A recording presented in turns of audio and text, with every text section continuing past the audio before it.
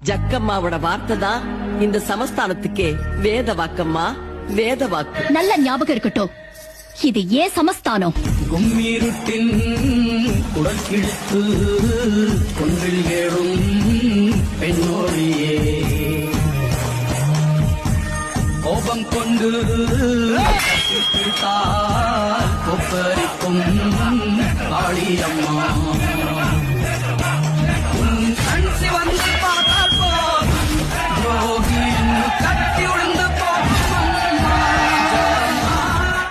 உன்னை பார்த்தால் அதே உன் உள்ளத்தை காட்டும் அம்மா.